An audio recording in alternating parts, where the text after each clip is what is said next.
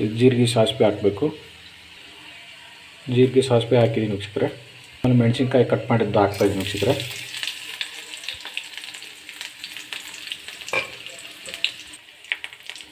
ಇವಾಗ ಕರಿಬೇವು ಹಾಕಿದ್ದೀನಿ ವೀಕ್ಷಕರೇ.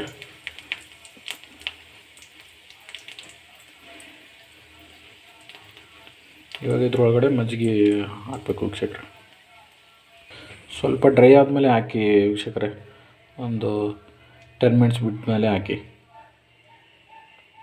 ಯಾಕಂದರೆ ಬಿಸಿ ಇರುತ್ತೆ. ಡೈರೆಕ್ಟಾಗಿ ನೀವು ಹಾಕಿದರೆ ಮಜ್ಜಿಗೆ ಹಾಕಿದ್ದೀನಿ ವೀಕ್ಷಕರೇ. ಈಗ ನಾನು ಉಪ್ಪು ಹಾಕ್ತಾಯಿದ್ದೀನಿ, ಸಾಲ್ಟು 1 ಸ್ಪೂನ್ ಸಾಲ್ಟ್ ಹಾಕ್ತಾಯಿದ್ದೀನಿ.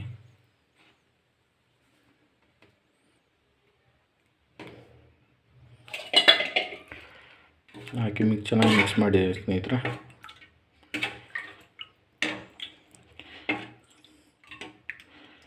ಇವಾಗ ಮಜ್ಜಿಗೆ ಸಾಂಬಾರು ರೆಡಿಯಾಗಿದೆ ನೋಡಿ ವೀಕ್ಷಕರೇ. ಇಷ್ಟೇ ಮಜ್ಜಿಗೆ ಸಾಂಬಾರು ಮಾಡೋದು. 5 ಮಿನಿಟ್ಸಲ್ಲಿ ಮಾಡ್ಬೋದು ವೀಕ್ಷಕರೇ. ಒಬ್ಬರೇ ಇದ್ದಾಗ ಈಸಿಯಾಗಿ ಮಾಡ್ಬೋದು, ಚೆನ್ನಾಗಿರುತ್ತೆ.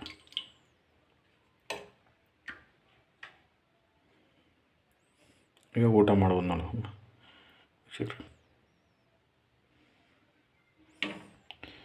ಈ ವಿಡಿಯೋ ಇಷ್ಟ ಆದರೆ ನಿಮ್ಮ ಲೈಕ್ ಆ್ಯಂಡ್ ಸಬ್ಸ್ಕ್ರೈಬ್ ಮಾಡಿ, ಶೇರ್ ಮಾಡಿ.